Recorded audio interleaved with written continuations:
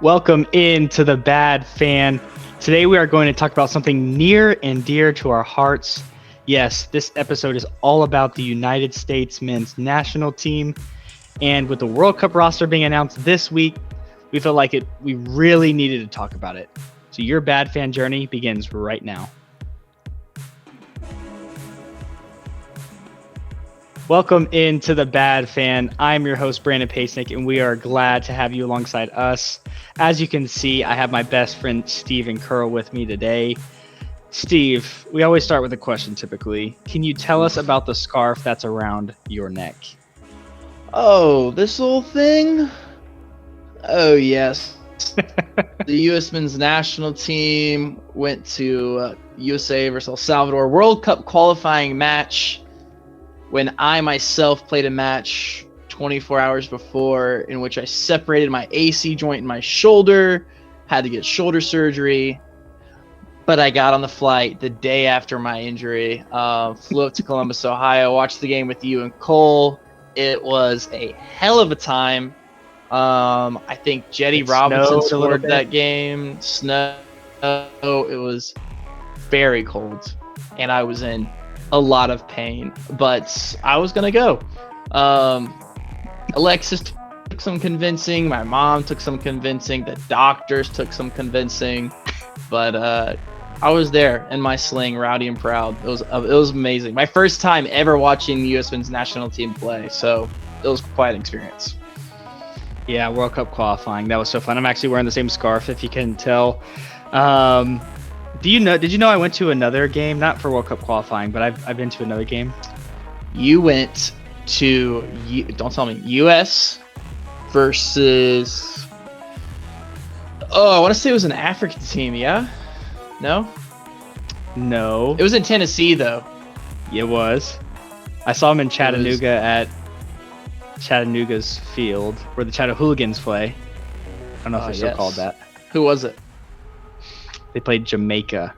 I don't even know what year that was, but I did go and see them play. It was a meaningless game, but I have seen the U.S. play twice, which is awesome. Very privileged to do that. Well, let's hop right in.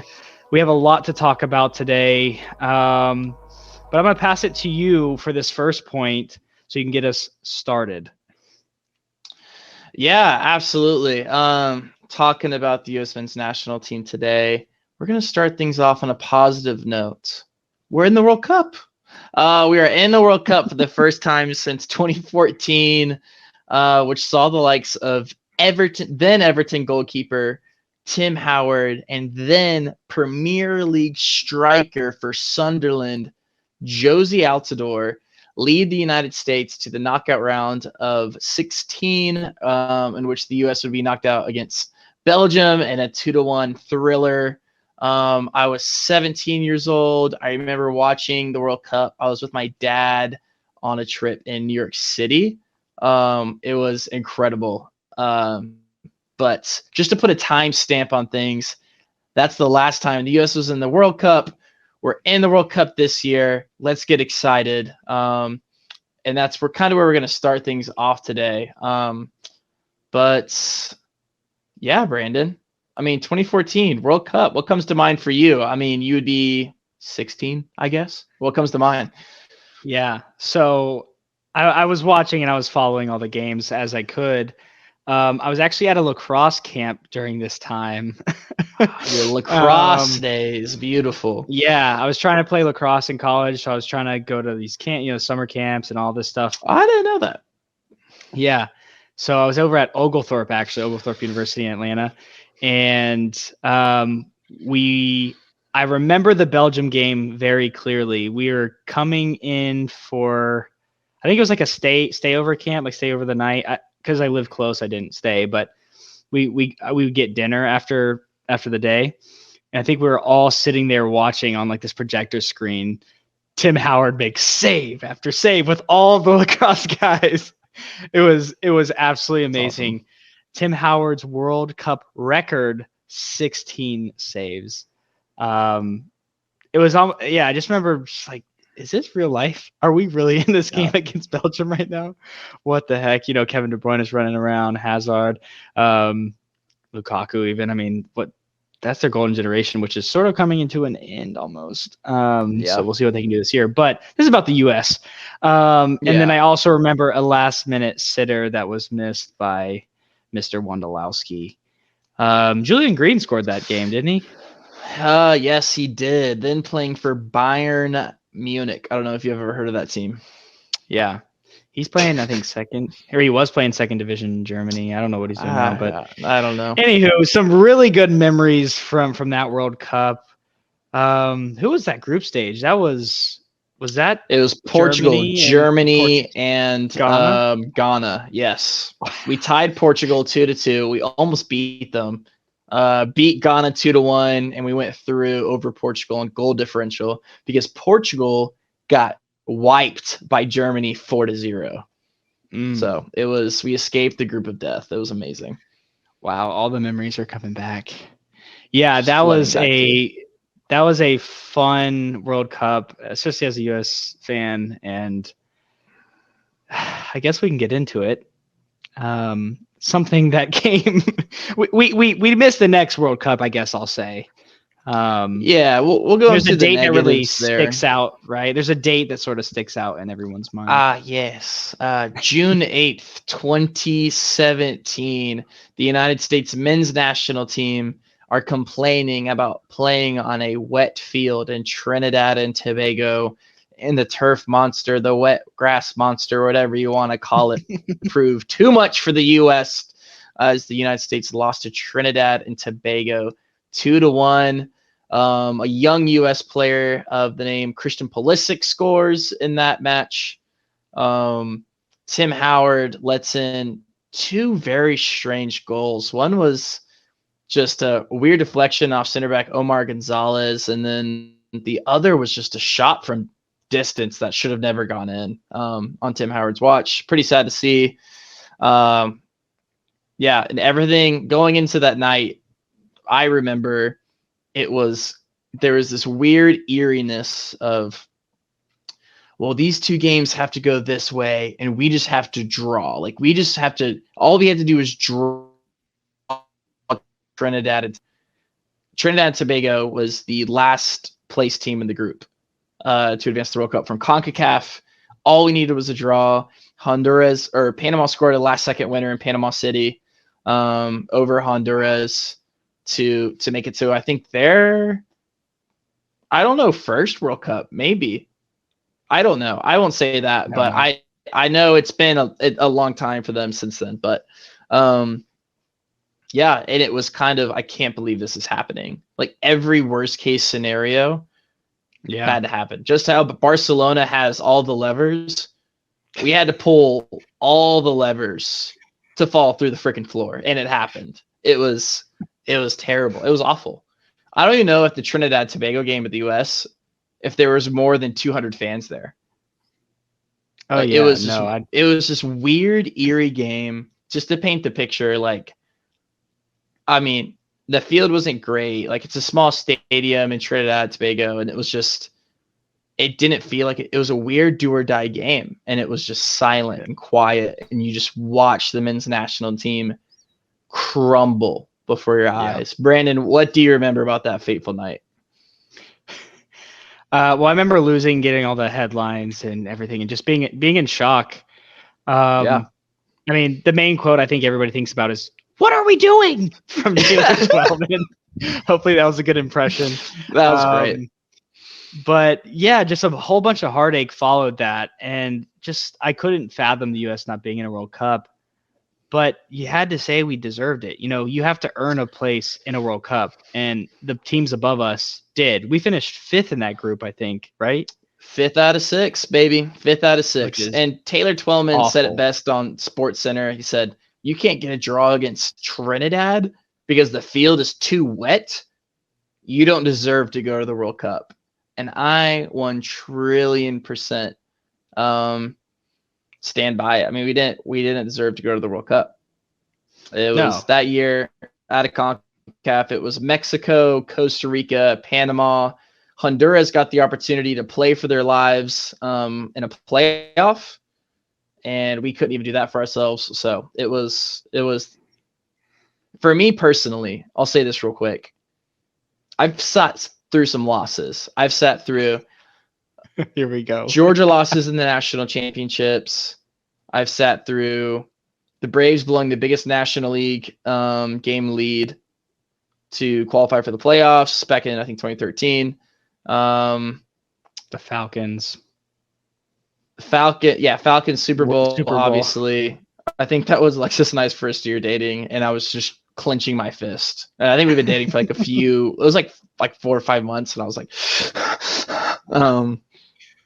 but all that to say, there's never been a lower moment for me, sports-wise, than not qualifying for the World Cup. And I wholeheartedly mean that. Like I've been through it. Tottenham, I mean, I'll attach less to me because it's less like local and personal, but still, like, this takes the cake of I cannot believe the United States are not going to be in the World Cup, because my first World Cup memory ever is Landon Donovan scoring against Algeria, and my brothers and I in 2010 South African World Cup going around the house screaming like crazy.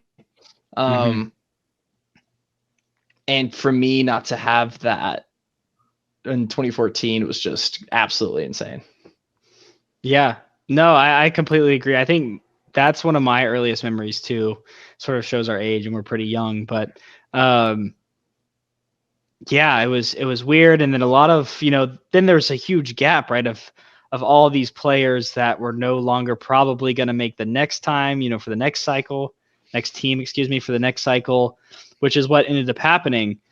I mean, I don't know if you have this up or whatnot, but this 26-man roster that's going to come out, and, the ones that's been playing through qualifying and all these other friendlies, what are there, like 4 players that might make this World Cup team from the last one? There is the only players that are going to potentially make this World Cup roster of 2022 from the last roster, not to give the rest of the episode away a little bit, is John Brooks and DeAndre Yedlin. That's it. That were in the last World Cup. That were in the last World Cup in the 26-man roster. There are only 2 players that are in this current player pool that could potentially come on this World Cup roster. Yes. Wow. And maybe that's to be expected with such a large gap. I think we had talked about earlier as well, that team that failed to qualify, there was a couple players. I think it was, what was it? Christian, obviously, like you said. There's a couple more players in there that are still around, but some of them might not even make it now. Yeah, and, the 2018 roster, yeah. And one is Michael Bradley, who's, sort of at the center of that team, it seems like. And I know, Steve, you thought he might make this roster about a year ago. And you probably wouldn't be crazy to say that. But there's no chance for him now. Yeah, I can just even recap the roster real quick. That game against Trinidad and Tobago, we have Tim Howard, DeAndre Yedlin, Omar Gonzalez, Matt Bessler, Jorge Villafana, Michael Bradley, Paulie Raiola, Darlington Nagbe, a wonder kid in Christian Pulisic, Josie Altidore, Bobby Wood. That was the starting roster. The bench, we had just Marcus Beasley, Graham Zusi, Tim Ream, Kellen Acosta, Clint Dempsey, Benny Feilharbour, Dax McCarty, Bedoya, Wondolowski, and Jeff Cameron. That's the guys. And wow. A lot of them, probably a lot of y'all don't know who they even are, but, and don't worry, you won't see them this year, but there's a few in there. There's a few in there that might make an appearance. Yeah. Yeah. So let's transition then and start talking about that. And we're going to get the bad out of the way. I say bad, but these are things that can have implications on the roster, which we're going to get into later. And it is injuries. No one likes them, but they are a part of sports, especially soccer. So probably the biggest one that's sort of a worry right now is Steve's favorite player, Weston McKennie. who was out with a quad injury. They're saying it's going to be a race against time to be ready for this World Cup. He came off at halftime of 1-0 Juventus win on October 29th. A day later, there was a report saying that he did have a quad strain that would keep him sidelined for 2 weeks. Since then, the Juventus head coach Allegri came out and said that he should be back in training from Monday, ahead of the club's Thursday to Sunday brace of league fixtures. Now, that might just be training, though. He won't be getting any game time, I'm assuming. And that's if he's even fully, he might not even be fully training. So Steve, what are these implications? I mean, he's going to the World Cup. There's no way he's not. And he's probably going to be our starter in the midfield. Yeah. What are the what ifs here? Yeah, I would say it's not nothing.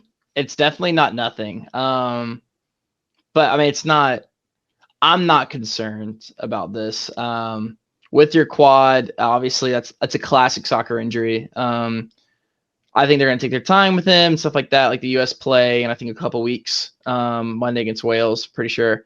But I don't think he's in danger. This is a guy we're not talking talent-wise. This guy is one of the most consistent players in the U.S. men's national team, skill, ability, heart, everything. I think he's even been captain a few times. So he'll be starting. I don't think Juventus is really going to rush him back. I don't think Berhalter has to worry about that. So it's not nothing, but I'm not overly concerned about Weston McKennie. Maybe he comes on as a sub, maybe in that first game. Could. Yeah, you could. That would be something against a good team like Wales. So I don't know.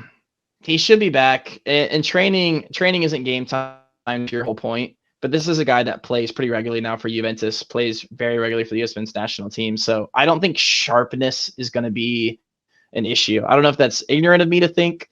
Well, I think all these guys should be sharp, especially if they've been playing for their teams. It's the middle of the season. They should be in that mid-season form. Hopefully, they've been playing a good amount of games.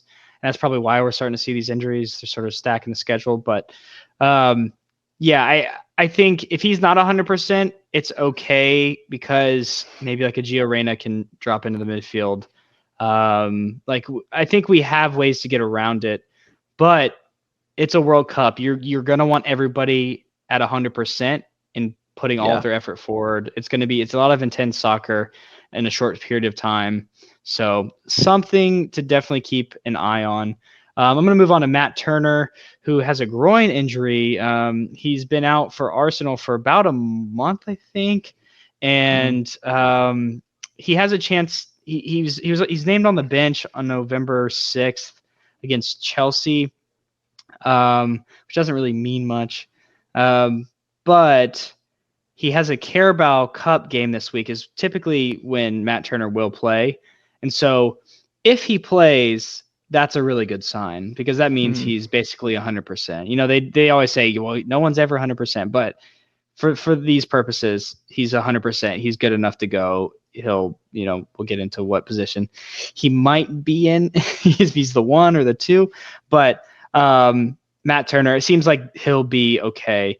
Moving quickly through these, Serginho Dest. This is an interesting one, Steve. Do you want to get into this at all? Yeah, I'm seeing adductor fatigue here, which kept him out against AC Milan's win over Spezia. Spezia? How do you say that? Spezia, I think. Spezia on Saturday. Yeah, and if reports are accurate, prevents him from taking part in Tuesday's league match against Cremonese. Cremonese.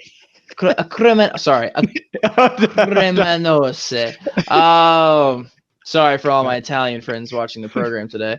But yeah, it's basically a group of muscles on the inner thigh, the inner thigh to the core, which is sounds pretty important. They are, yeah. From a high demand fullback that's running around a lot. So I feel like it's like a pretty vague injury, yeah, or it's like. It is. I think it's just one of those where he's probably uncomfortable and they don't want to push him too much further, but something's not right where he's, maybe not stepping right or putting all of his effort into his practices and whatnot. So, I don't think he might not be 100%. And that will be a pretty big issue for the US, especially for the way we quote unquote like to play. Which I don't think we have a strong identity, but Hey, Serginho Dest scoring the but best goal of the qualifying campaign against Costa Rica. You remember that by banger? far. Oof. Oh yeah, I remember. I think I was on a Oof. plane. I think I was on a plane to a wedding in Portland, and I saw that. Yeah, so that's probably the biggest one I'd circle. I mean, Weston's big, but this one is a pretty big one because if he can't run at 100%, running at 80% is not going to get you anywhere, especially in the World Cup. You need, especially for his position, that right back position. We really need to hope Serginho Dest is at close to 100%. A couple more here. Josh Sargent was dealing with a calf injury. He did come back this past weekend and I think he even played a little bit. So if he's fit, which I think he is, he's definitely an option for Greg for the 26-man roster. Luca De La Torre, one of my favorites, actually, has not been playing much this year at all for Celta de Vigo. I think I saw 50 minutes. Like, he has not been getting any time there. But he's looked pretty good when he plays for the U.S. men's national team. And I think he can carry the ball well. He brings all this other stuff. Anyway, he went down with a hamstring injury on October 28th, and he's not going to play at all before the World Cup. It's a grade 1 hamstring tear. He's not getting minutes with his team. He's not going to get any more minutes until the World Cup. Did he earn enough with his time with the U.S. men's national team to just get the nod? I'm not entirely sure. But Celta de Vigo did post images of him jogging on their Instagram recently. So he's back in training, or maybe he's just, I don't know. Maybe it's just the a deep slight dive, knock. baby. I love it. Hey, that's what we're Amazing. here for. We are. One I couldn't really get a deep dive on is center back Chris Richards. There's undisclosed injury. He's currently at Crystal Palace. I think he came from Bayern, right? Yeah. And Patrick Vieira said that he hasn't been fully fit. He can't get up to Premier League level fitness, so he hasn't been able to feature in any of the Crystal Palace games. People are saying it's a hamstring issue, which could definitely be true. That's obviously pretty common as well. So if he's not finding time there, which he's still really young, physical specimen, he's a beast. It's going to be really hard to see how he makes it into this roster, but he still could. But I think his chances are lessening by the day. And one person that is definitely not going to be on the United States men's national team roster is Sam Vines with a broken tibia. Now, I don't think he's going to make it anyway, but the Colorado Rapids product broke his tibia late last week in training. You hate to see that. This is my favorite person with the name Vines, honestly. Really? And that means a lot coming from me. Favorite person with the name Vines. Absolutely. Do you hate somebody with the last name Vines? Yeah, we don't have to talk about it. It's fine. Okay. I'm unsure what that was, but yeah, it's normally a 3 to 4 month recovery. And yeah, his chances are all but gone. Yeah. Anything that I missed there, Steve, or you want to pick back up on? No, nothing really. It's just you hate to see it. Really, with these, I mean, injuries right before the World Cup, and your point with even Sam Vines, like, these kids aren't a lock, but they want to play for it. You never know what can happen, and this thing's only once every 4 years, right? So yeah, we've already covered the beginning of the episode here. how life can look like. Like I was 17 the last time the U.S. was in a World Cup, and guy like Sam Vines, 23 years old, 8 years ago, right? 15 years old the last time the U.S. was in a World Cup, and he probably has been dreaming about this moment. It doesn't matter if he's on the outside looking in to these kinds of guys. So I think it's just hard to see. You have the different rankings. Like we're not worried about the Weston McKennies. Like they're going to feature in the World Cup, right? Like they're going to be playing. But it's just tough. It's tough to see last minute injuries for certain players. Just sucks. But next man up mentality. That's also another reason why we love the World Cup, because you probably won't hear of certain heroes of this World Cup coming up. There's going to be moments, there's going to be instances of players making impacts, whether it be a John Brooks in 2014, his very first time World Cup roster, coming in, scoring a header against Portugal, and his reaction he couldn't believe what had just happened. So sucks to see, but no, I think you covered it all. Sweet.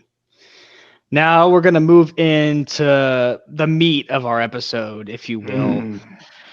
The U.S. men's national team has really had 3 issues over qualifying, I'd say, and they sort of lingered. One's really gone away for the most part, but these 3 really get talked about a lot in the media, and that is the striker, the number 9 position, the center backs, and that's like a whole issue. And then the goalkeeper issue, which that's the one that I think sort of gone away at this point. But who knows? I think there are still some question marks. Like we just said, Matt Turner's injury to the groin, if he doesn't feature this week in the Carabao Cup, that's no games played going into a World Cup.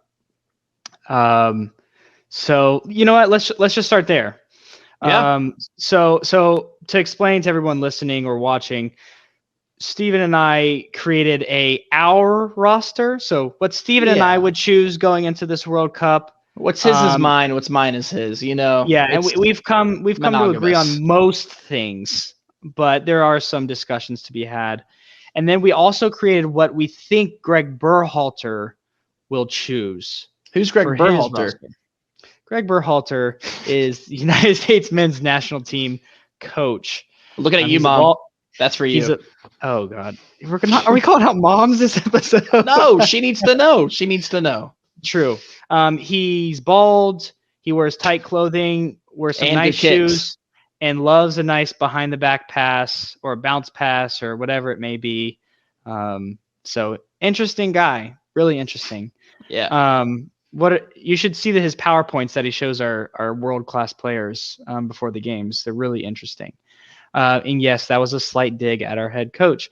Anywho, look him up if you have questions, folks. Look him up. So yes, getting into it. For our roster, for the goalkeepers, who do we have? Yes. So for our roster, for the goalkeepers, I think barring this whole injury thing, both you and I have agreed on Matt Turner being the starting goalkeeper for the U.S. men's national team. With the kind of the favorite over the past since we didn't qualify. The man that's been next up after Tim Howard, Zach Steffen, coming in after him, and then Ethan Horvath, also in that third goalie spot. Quick note about Ethan Horvath. I remember after we didn't qualify for the World Cup, we played a friendly game against Portugal. I think Ethan Horvath was a teenager at this time, and there was a corner kick flown in, but it kind of turned into a shot, and Ethan Horvath went to catch it. It went through his chest and through his legs and went into the goal. It was hilarious. He's come a long way since then. But yeah, people don't know who Ethan Horvath is. Tell them about his heroics. Yeah, I'll tell them about his heroics. The CONCACAF Nations League final, the inaugural time that this competition has taken place, happened, was it a couple years ago, year and a half ago, something like that. Yeah. Boom, set the stage. Zach Steffen goes down with an injury. Ethan Horvath gets substituted on and wins in a final, makes some crazy crucial saves, against the likes of Mexico, to win a final against Mexico, in extra time too, which we had never beaten Mexico in extra time ever before. So comes up big, just kind of, he's just ready for the opportunity. He's never been the guy, but he's always a guy that you want to have in the wings waiting. There's a really cool moment after the game where he actually gives a speech to the locker room, and he literally, I think it was just like, guys, we just beat Mexico, let's go. And just what it means to him. It's plays with passion, always willing to be the supporting character, and that's a guy that you want in your third goalie spot on the roster. So that's why we picked him to be our third goalie. Yeah, he's a great goalkeeper, and he could be the number 2. Honestly, he's played for Club Brugge, a Champions League team in the past. Yeah, and who we've talked about in previous podcasts. Yeah. Yeah, now he's at Luton Town in the championship, and I think they're in 5th place. He's starting for them. Moving played over for Nottingham Forest last year, correct? Yeah, in the promotion campaign. Yep, he did. Zach Steffen is now at Middlesbrough, who's also in the championship, the league below the Premier League. He's starting there, getting consistent minutes. And those things go against Matt Turner, right? This is sort of where Zach Steffen was last year or the last couple seasons. Zach Steffen's the backup to a really good keeper, gets very limited minutes, wins some trophies, whatever. But yeah, and with Turner's injury, I could honestly really see Zach Steffen starting if they determine Turner's not fully fit. But like we've already said, if Turner is fully fit, he's definitely, I think, the best shot stopper out of all 3 of them. And that's really what you're going to need in a World Cup, especially with 100% the United States men's national 100%. team. So that is why we take Matt Turner in that starting spot. But we take all 3 of those folks in the goalkeeper position. Now, I mean, where do we go now? Do we want to go center backs, or do we just hop into the defender realm? We could let's just go back to front. We can hop in the defender realm. Let's go for it. Okay, left backs. This is sort of easy, sort of not. And we'll do left back, right back, because it seems like Greg Berhalter likes to take more right backs because we have a little bit more skill on that side, but he'll make them play on the left side if needed. So, but the left back that's going to be starting is Jedi Robinson. Plays for Fulham, starts for Fulham, was one of our best players in World Cup qualifying. Just electric, pacey, nonstop. I mean, he can go 150 minutes. Like he's a great left back, and he will easily be starting. Yeah, talking about minutes, he played the most minutes for the U.S. men's national team in World Cup qualifying, and played all 13 games that we played. He played 13 games, along with Tyler Adams and Kellen Acosta, tied for the most matches played for the men's national team during that period. Wow. So yeah, that's basically a lock. And again, this is for our roster. I think we take Reggie Cannon as a left back.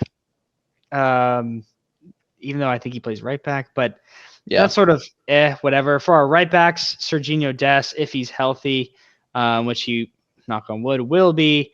Definitely the best right back we have. But you were saying DeAndre Yedlin maybe in some games, or even a Shaq Moore potentially. Yeah, I mean, DeAndre Yedlin is one of those guys I mentioned that was a part of that 2014 roster. Kind of a guy that was in exile for a little bit from the U.S. men's national team for that first year or so after we failed to qualify, but has found himself back featuring in the squad. I like him. I'm taking him as my backup right back. You got to have somebody with experience on this roster. Shaq Moore, this is a guy that started, I believe, 4 games. 4 games. More than Jordan Pefok, Josh Sargent, Reggie Cannon. We're going to get into those players later, but kind of fell out of favor this summer. Hasn't featured for the U.S. men's national team in over like 10 games. So presumably, reading the room, used to be friends with somebody, they're at all your birthday parties and you stop inviting them to things, they're not really a part of your crew anymore. Yeah. I'm usually on the receiving end of those kinds of things, but if you ever see me take a hiatus from the podcast, then you know why. But no, Shaq Moore seems to be out of favor with Greg Berhalter. So we got Yedlin. Yeah, I honestly, Shaq Moore made the move over to the MLS and plays for Nashville. So I honestly wouldn't mind if we did drop Reggie Cannon and had Shaq Moore in there, knowing that Serginho Dest could play left back if need be. I'm sure Yedlin wouldn't mind it either. But the reason why I say that is it brings me into our center back conversation. I like if we already have naturally made pairings or potential pairings. First of all, play the player in form. But yeah, if we have a natural pairing, I feel like it's just a no-brainer to play people who play with each other every single day. And that leads me to, so I guess sort of controversial. People will not agree with this. Tim Ream should be starting as our left center back. We agree, though. Yes, we do. We do agree. But it's a hot take. I agree. I agree. This is a guy, he's playing at the highest level in the world. I mean, then that's not an overstatement. The Premier League is the best competition in the world. I don't care what team you're on, whether it's Manchester City or a cellar dweller in 20th place. You're in the Premier League. You're playing against the best. And if you're starting week in, week out, I mean, I don't think there's much of a conversation. And that's kind of what me and Brandon boiled this down to. I wouldn't say him and I are in love with Tim Ream. However, we appreciate him like a nice fine wine that's needed for a young team. Yeah, exactly. Brings a little bit of age. He is the captain of Fulham, I also believe, or one of them. A real George Clooney, if you will, honestly. And he plays with Anthony Robinson every single day. It's just an easy thing that I think would make our team just that much better. And you just need that sometimes. Yeah. And then the one player who I think we all think is a lock for the center back position is Walker Zimmerman. Not much needs to be said. Finest, baby. Yeah, from the Gwinnett area in Georgia. And plays for Nashville SC. I think he's won Defender of the Year. Was it a couple times now? 3 times? Yeah, 4 times? I think a couple times. Yeah, back to back too. He can score a goal. He's good on set pieces. And I think my favorite thing about him, it's the stupid sports answer. The man plays with passion. He plays with passion. One of my favorite things I've seen Walker Zimmerman do is when he played for LAFC. My man took a free kick from 30 yards out, banged it into the goal, puts his finger like this. And I don't know why, but that's the first. He's like, yeah. And he's just played with passion anywhere he's at. LAFC, Nashville SC, the US men's national team. This is one of the guys that you see the MLS makes the jump on this World Cup roster, and he knows who he is and he knows who he isn't. And he's just excited to be a part of it. Yeah, well, speaking of that, knowing who we are, there's 2 other people that we need to choose for the center backs. Yes, this is true. I think we both agree on these 2, and I'll just throw them out there and you let me know. I think Cameron Carter-Vickers from Celtic is definitely in there. Could potentially start, but is definitely in there. And then this is not going to happen in Berhalter's team, but John Brooks has to be on the team, man. He hasn't played at all in this World Cup qualifying, maybe a little bit at the beginning. He's played 2 games. He's played 2 games in this World Cup qualifying. But as of late, started both those games. But yeah, no. Fallen out of favor, to say the least. But he's just I think, again, another one of those sort of easy decisions. And I don't know. I don't have much more to say than that. Those are the 2 backups that we would choose for our team. Yes. We'll get into a little bit more John Brooks later. Okay. Yes. That's just our pick for right now.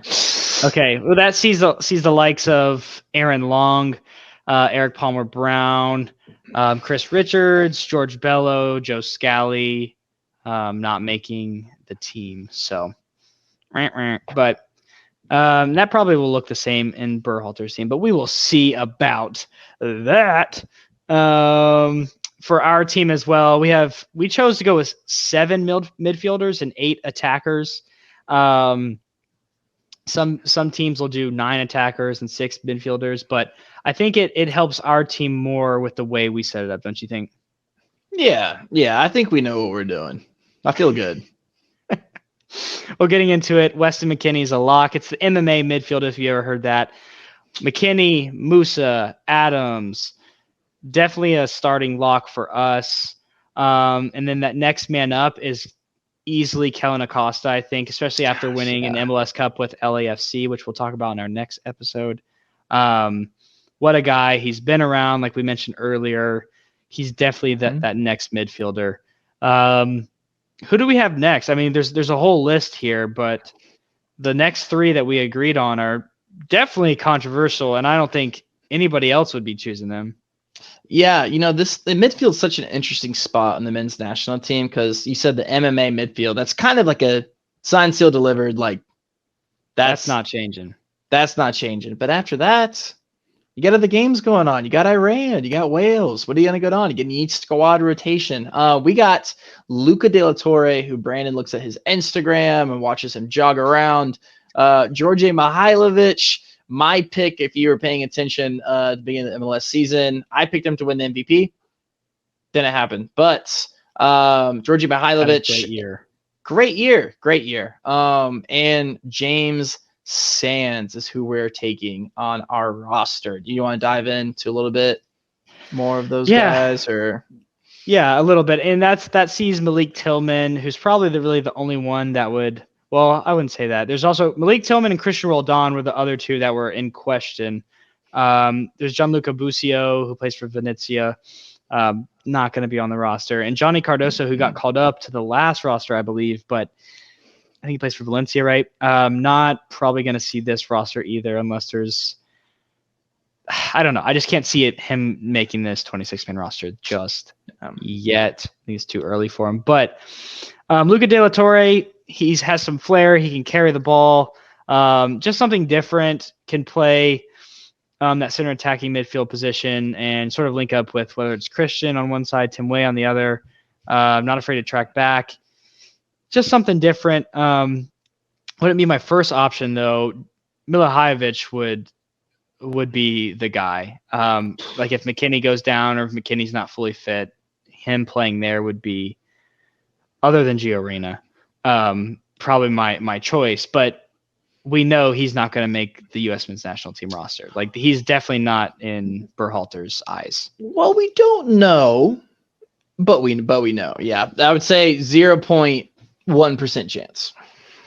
Okay, so not a chance at all. And then James Sands, who plays for Rangers. The reason why we chose James Sands, he plays center back and also center defensive midfield. So it just gives us a little bit of tactical flexibility if needed. Let's say Tyler Adams picks up a knock, can't go a full game, or we need someone to have some squad rotation. James Sands has played in the Champions League this year. He's playing the Scottish Premiership. Yeah. He's starting. He is also interchanging those positions when he starts. He'll start as center back. He'll start in the midfield. He can do it. Some good experiences under his belt. And he's played for the U.S. men's national team before. So I think it's just like that is why we put him on there. And I think that's easy to see. I don't know. I think so. Yeah, absolutely. I won't say too much more, but I think that last bit of he's played with the U.S. men's national team roster, that's going to matter about a lot of these guys, whether they make it or miss out on the World Cup. Is, do they have any appearances? How many appearances? How recent were they? But yeah, we love James Sands and his versatility. Yeah, definitely. You want to take the attackers? Yeah, so our starting trio up top in a 4-3-3 system. We got Christian Pulisic, otherwise known as the LeBron James of soccer. And we're taking, we mentioned this a little bit earlier, at our number 9 position. Has been a little bit of a question mark for this men's national team. Brandon and I have settled on Jordan Pefok. I think the only U.S. men's national team player in history to win a scoring title in Europe. That coming in Switzerland with 18 goals last year, but he's in the Bundesliga now. We have him as our striker. And then we have Brendan Aronson from Leeds starting in that right wing position as well for the starting spots. Brandon, you want to get into the bench? Yeah, and I think that's definitely a fair starting three. I mean, that's the best options, especially at the moment. So pretty easy again, but that probably won't be the same for Berhalters, which we'll get into. Then the locks that we've identified, which don't really have to talk about: Tim Weah, Gio Reyna, Jesus Ferreira, and then Paul Arriola. That might get some hate there, but Paul Arriola, he's been on the team for a long time, sort of that veteran presence. He does bring a little bit to the team, a little bit of bite, but yeah, keeping him on the roster is definitely valuable in some way, I do believe. And that means there's only one spot left for another attacker, and we sort of disagree here. The people we're choosing between, by the way, are Ricardo Pepi, Jordan Morris, Haji Wright, Josh Sargent, and Brandon Vasquez. If Brandon Vasquez had gotten more time, I would say Brandon Vasquez here. I think he brings a little bit different than Pefok and Ferreira. Big body, strong, quick. But he didn't play enough, so I can't choose him. Haji Wright, similar to Brandon Vasquez. Just he came in too late, didn't get enough looks, I don't think. But a player that fell out of favor that was flying once again, but still didn't get back into the U.S. men's national team the last call-up is my choice.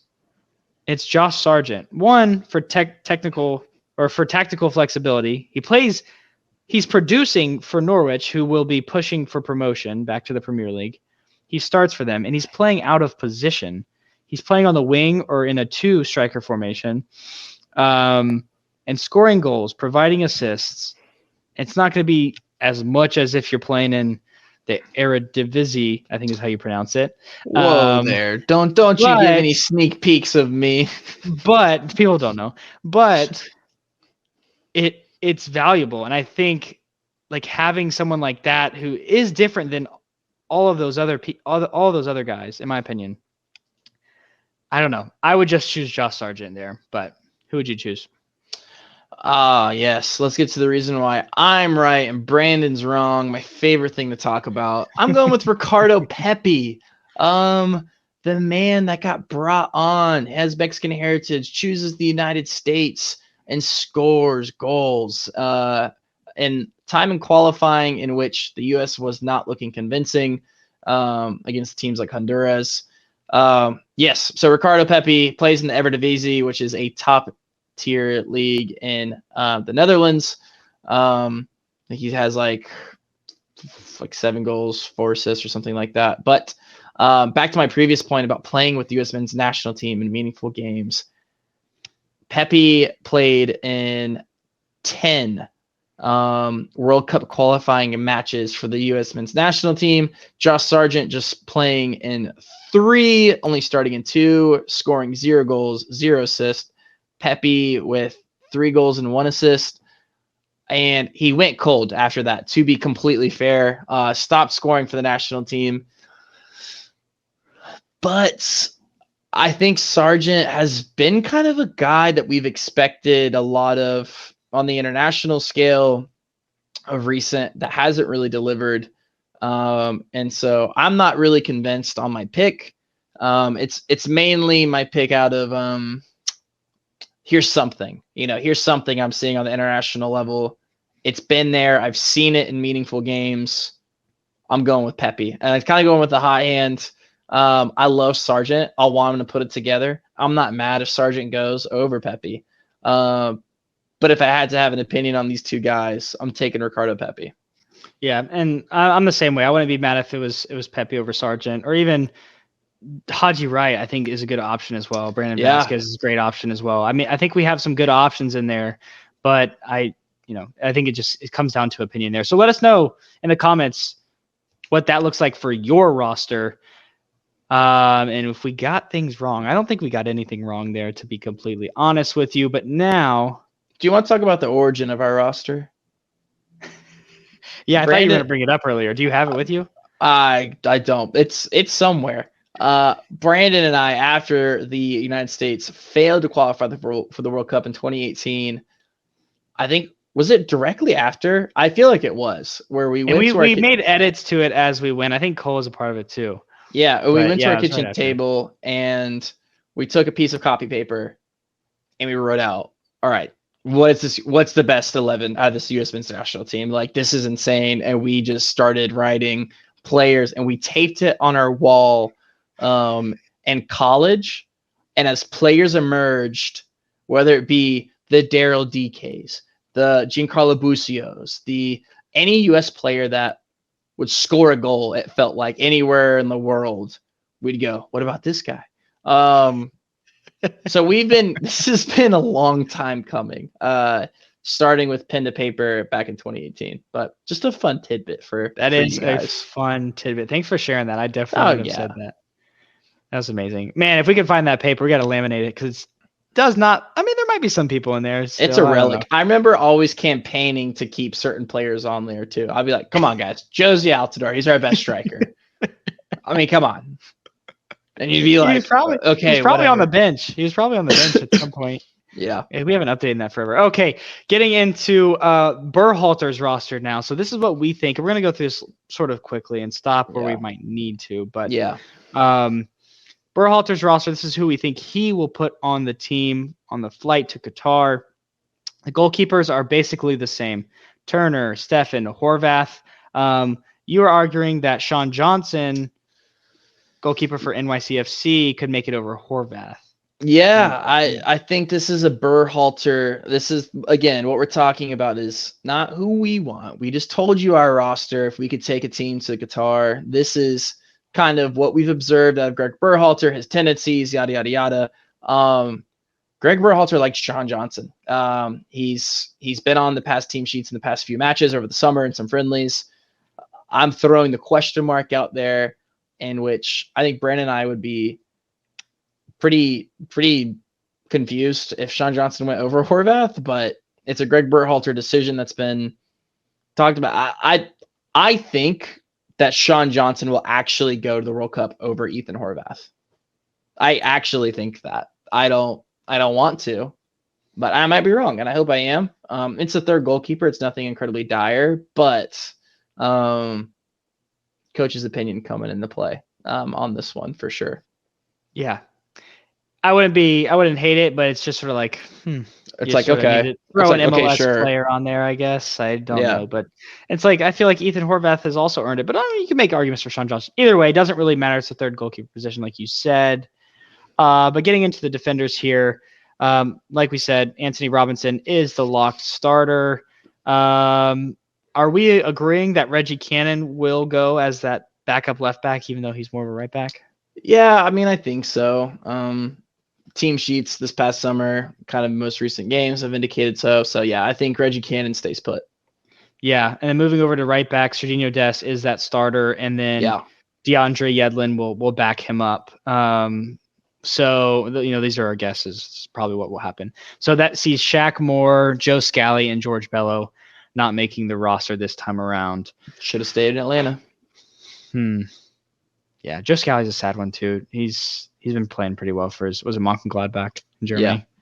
So maybe in the future for him once Yedlin falls off. But their team Twitter actually tweets at the U.S. men's national team Twitter account too, which is hilarious. Anytime Joe Scally has like a good game, they'll like tweet like eye emojis at the U.S. men's national team, which is hilarious. I think he plays pretty well for them from all things that I've seen. So, he could make the team. He's made a couple rosters in the last couple months. So maybe over DeAndre Yedlin, but that veteran presence, probably not going to do that. Into the center backs, though, which is I think we'll have to stop at. Walker Zimmerman, I think, is a lock starter no matter what. But that second center back position is a massive question mark, and who I think Greg Berhalter is going to start in the first game against Wales is Aaron Long. I don't think Aaron Long should be on the roster, let alone starting a World Cup match. I don't think he's an awful defender, but we have much better in our pool, like we've mentioned already. And anywho, I think Greg Berhalter will choose Aaron Long and Walker Zimmerman as the pair. Yeah, I 100% agree. This is a guy that Greg Berhalter, before he had this job as the U.S. men's national team coach, where was he coaching? In the MLS for Columbus Crew, and Aaron Long was on fire in the years of 2016, 2017, had a beautiful looking mullet, scoring goals, really great defender. It's a classic example of a coach just straight up having bias on a player. And he's not a bad player. But it's a different animal when you're talking about starting against Wales in a World Cup game against the likes of Gareth Bale. Like, it's just a different conversation. So I think that's our first concrete. We talked about Rashawn Johnson, but our first concrete, like this will probably happen. He will be starting in a lineup with Walker Zimmerman. Yeah, I think the only other thing that could happen is if Cameron Carter-Vickers, Berhalter's like, well, this is going to be my pairing all of a sudden, even though it all is pointing to Aaron Long, Walker Zimmerman. But Cameron Carter-Vickers does make the team. Yep. And who do we think that fourth center back person is? I mean, like we've mentioned before, there's Tim Ream, Eric Palmer-Brown, James Sands, Chris Richards. I think he has to take Tim Ream. Yeah, he walks like a center back, talks like a center back, acts like a center back for the USMNT national team, and that's why it's gonna be one of those, like, it just makes way too much sense to not to take him. Guy plays in Europe, Premier League, like I've said, and he's picked him in teams before too. So I don't think Berhalter's obsessed with the pick, maybe, but it's like, oh yeah, Tim Ream for sure. So I would be shocked if Tim Ream doesn't make this roster. Yeah. Me as well. So moving into the midfielders, we're doing the same thing. We have 7 midfielders, 8 attackers. So that means MMA's starting, right? Yep. McKinney, Musa, and Adams are the starting midfielders for Berhalter, barring any injuries or people not being fully fit. I think that next midfielder is definitely Kellen Acosta, like we said before, for our team. But this is where I think it starts to get a lot different. We're not putting Luca De La Torre on there. I think he gets the snub here from what we're saying. Yeah, and I didn't say this pre-show. I don't know. I think he could still take him. Yeah, I think he could. But yeah, I think it's one of those. I think the midfield is probably the most murky part of the field when it comes to this whole Berhalter, who's he going to take section of. We kind of don't know on a lot of these players. But yeah, Luca De La Torre, I don't know. I think he still might take him, but we'll see. Yeah, Mihailovic, though, he's definitely not taking. Hasn't really played him or chosen for anything. And this is really where it comes into the other 3 that we sort of mentioned when we were choosing our squad. Malik Tillman, James Sands, Christian Roldan. Those are the 3 that we think Greg Berhalter will take for reasons that we mentioned before. We didn't really talk about why he would take Malik Tillman, but it seems like it's one of those picks where this guy sort of comes out of nowhere. He's young. He's been featuring in some teams this summer. Yeah, he was a German, like a German American. We were able to convince him to come play for the U.S. He does. And you got to think that Greg was like, hey, you're going to be on that plane to Qatar if you come to the U.S. I mean, I just feel like it's one of those sort of situations with Malik Tillman. Good player, plays for Rangers, right? So I wouldn't be mad about that. But that's why I sort of chose that. We chose James Sands again, plays for Rangers, for the reasons that we said before. I think it's just a great option in the midfield there. But Christian Roldan, you have some stats about Christian Roldan, and not really my pick. I would never put him on anywhere close to this roster, but you have some things to back up why Greg might choose him. Yeah, I mean, Christian Roldan plays in the MLS, plays for Seattle Sounders, and honestly, he's a long time kind of U.S. guy that is in and out of this team. relatively consistently. Played this past year for Seattle Sounders. I think he had 4 goals, 5 assists, and honestly, he's been getting up the field more. Originally, kind of more of a defensive midfielder. Maybe Greg likes his versatility more. He's even been playing on the wing for Seattle sometimes, and he's played 5 games in this World Cup qualifying campaign. That's more than the likes of Gio Reyna, Lucas Del Torre, Josh Sargent, Pifok, Busio, Cannon, Aaron Long, a lot of these guys. So 5 games. We were surprised before looking up, like, he's played 5 games?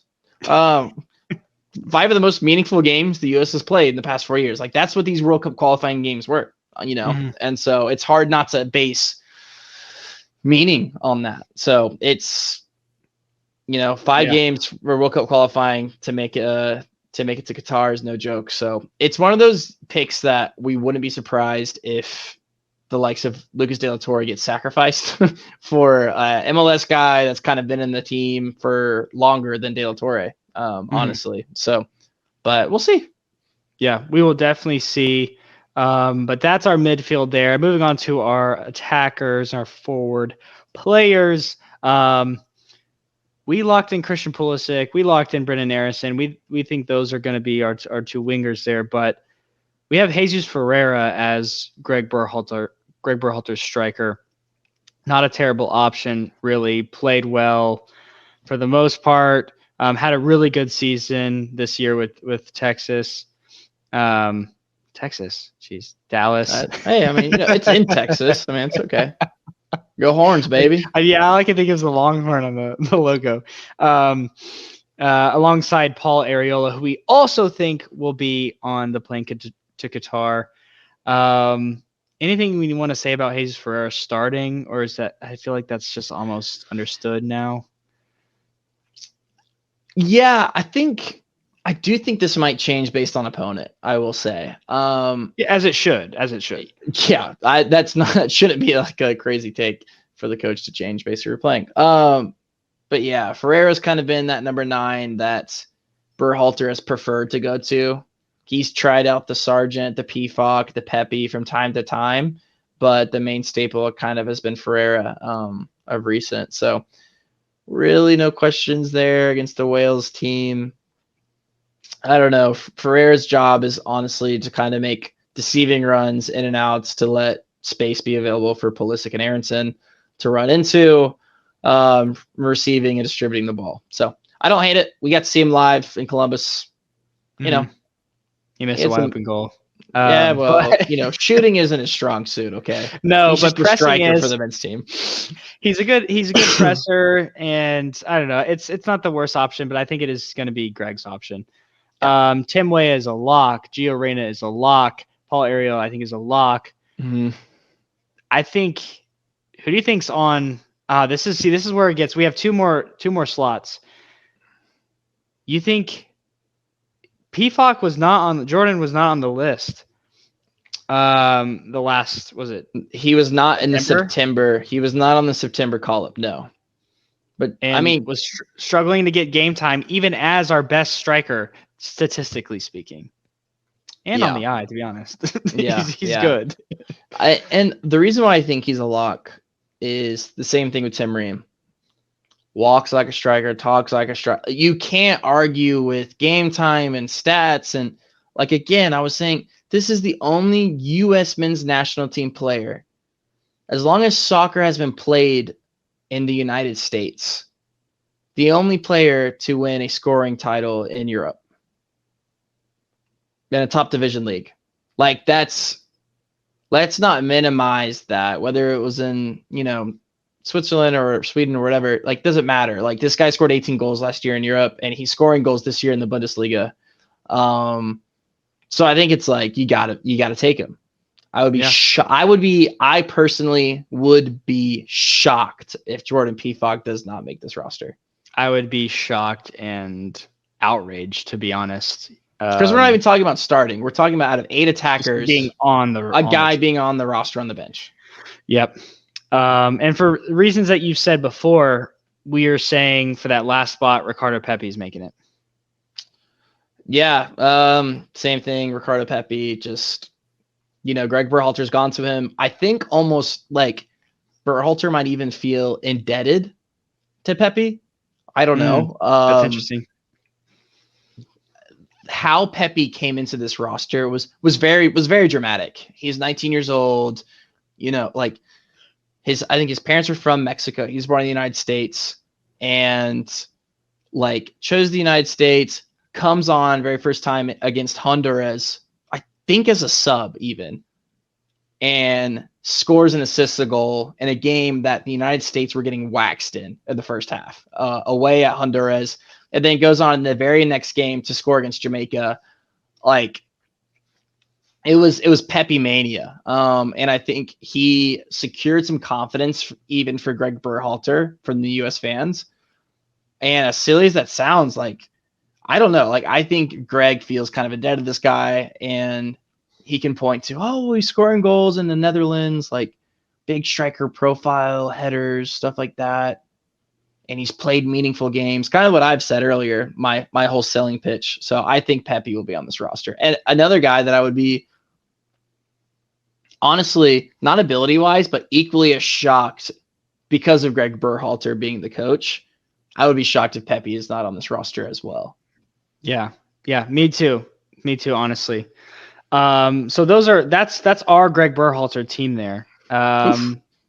We did have a question mark about Jordan Morris. We could see Jordan Morris making this roster probably over a PFOC, to be honest. If Jordan Morris was to make the roster, he would go over PFOC, I believe. And that would be insane. I think that's the hottest Greg Berhalter take that we would have on here, for him to take a Morris over PFOC. I don't think it'll happen, but at the same time, we put it there for a reason. Yeah.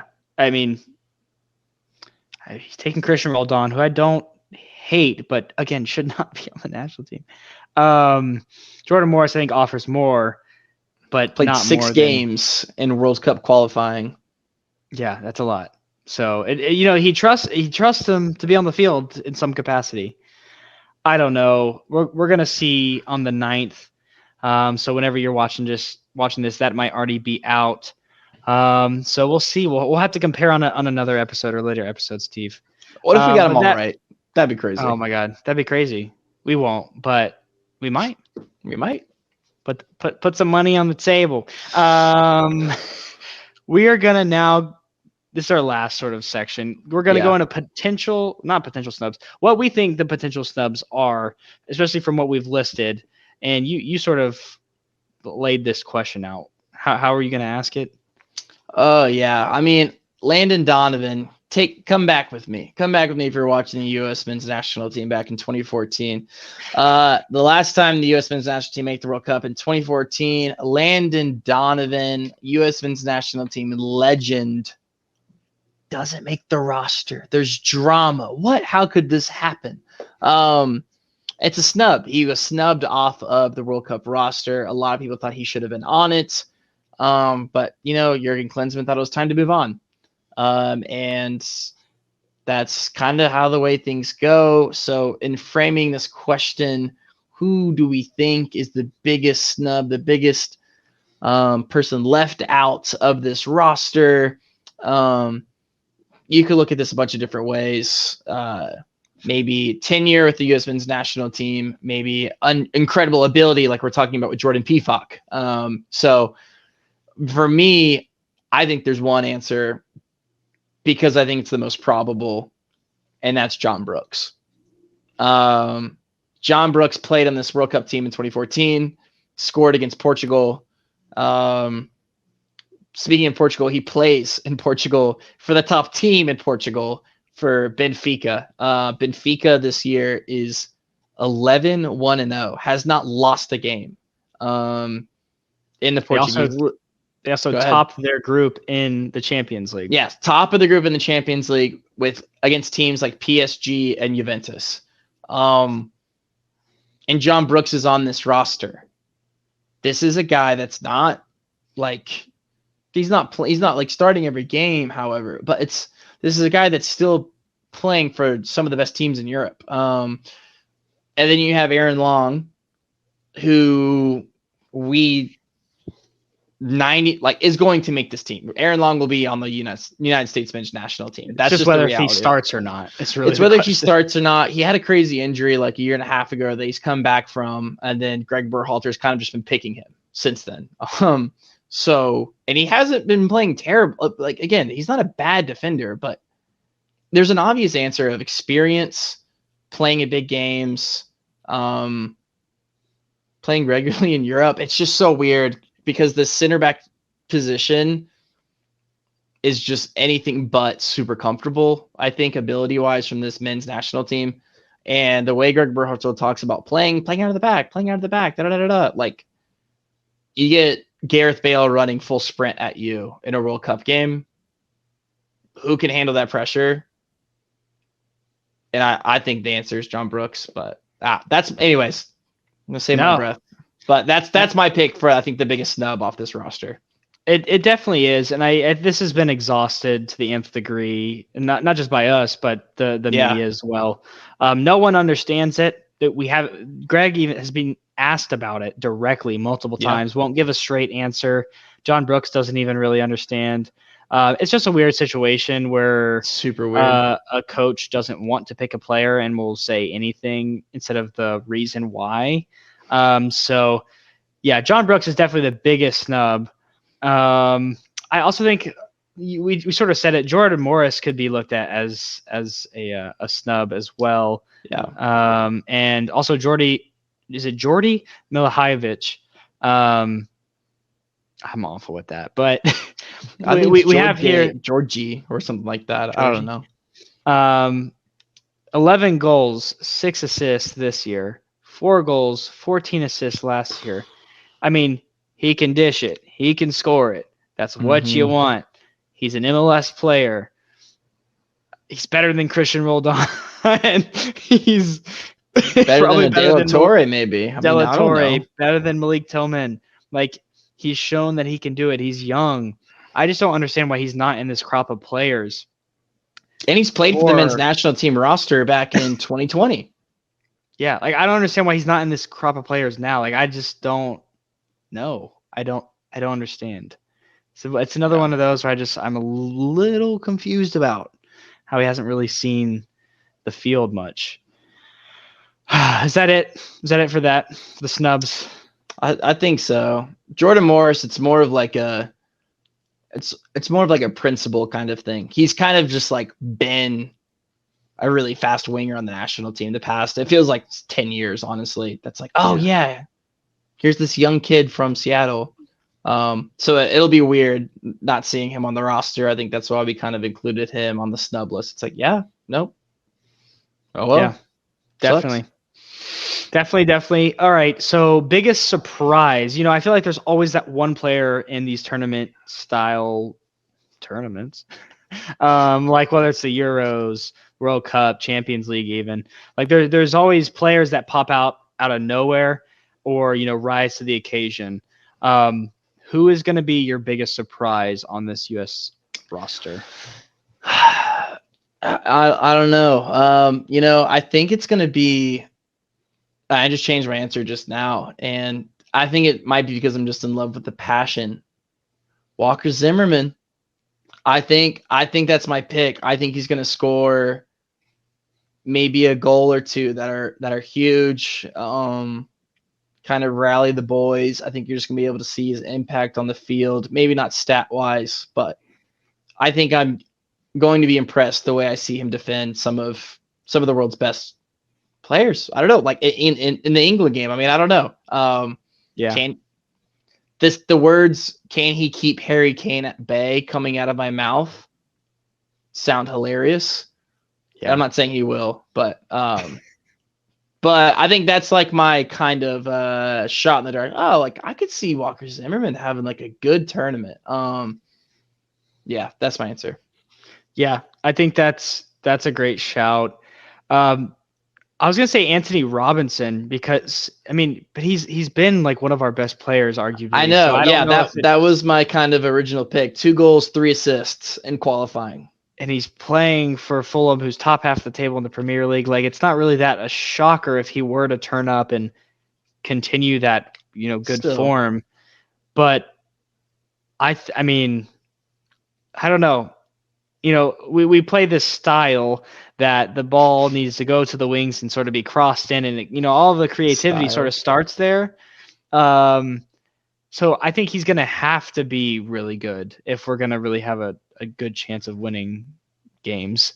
But yeah, I'll actually lock in with you with Walker Zimmerman. Going to have to be solid, really, as someone you're going to sort of overlook, especially other teams might. Who's going to step up and hopefully some really big moments with a header or whatever it may be. I love that shout. Okay, last but not least, the MVP, as Steven calls it. Who is the most important player to this team? Quickly, I know we've been going late with this, but whatever it is, goal scoring wise, morale, ability, the veteran presence, who is the most important player to this team? It's going to be the first guy we talked about with the injuries, Weston McKennie. I think it's him beyond compare. This is a guy that's taken a yellow out of just pushing players to defending his teammates, scoring goals regularly in Juventus, his team, box-to-box player.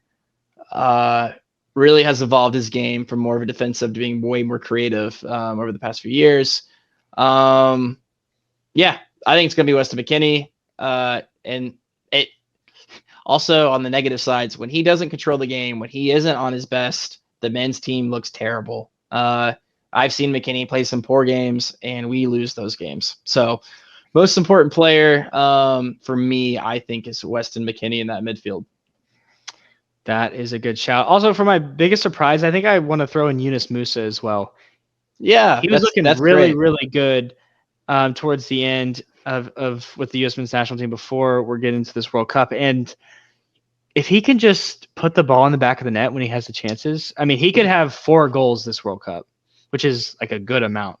Like he'll get into those areas and have those chances, I feel like. And if he can put 4 away, I mean, we're going to be looking good. I think that could be the biggest surprise. But the most important player is the striker.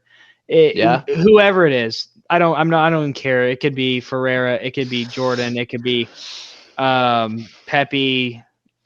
I don't care. It could be Tim Weah starting up there. Someone score a damn goal. We have to score goals. That's something we did not really do in qualifying. And we're going to give up goals this World Cup. I'm sorry. Like, that's just going to happen. We're going to have to be able to put balls in the back of the net. That is the most important player to this team going into this World Cup.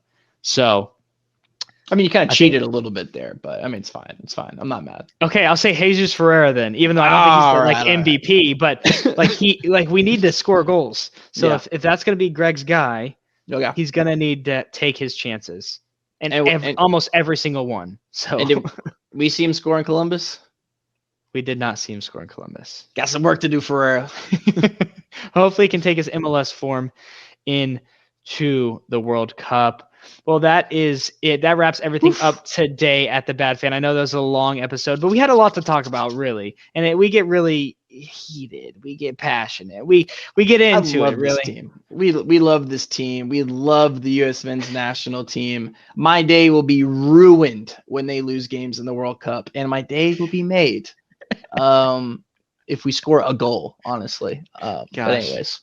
I hope we can win some games. It's going to be a fun season. It's the first time it's in the winter, in the middle of mostly every league season. So it's weird. It's going to be a different great. Podcast. Yeah, we can get into that in a different one. But keep continuing to support us and our coverage of the U.S. men's national team as we get into this World Cup season. You can become a Bad Fan today. All you got to do is subscribe to the channel. And if you want to stay updated every time we post a pod, just click the bell below this video and you'll be notified. If you liked what you heard today, drop a like and a comment. We do want to hear your thoughts, and those likes do make us feel good. There's a lot to talk about, okay? So please get into the comments. Let us know how you feel about this U.S. men's national team roster. And once it comes out, get back into the comments again. Let us know what happened, how you feel about Greg Berhalter's choices. We would love to interact with you. And last but not least, interact with us on Twitter and Instagram as well with your biggest reactions. You can find the links to those in the description. of this podcast. Again, I've been Brandon Pasnick. That has been Stephen Curl, and we will see you in the next one. Peace. All right. Beautiful. Oof. End recording.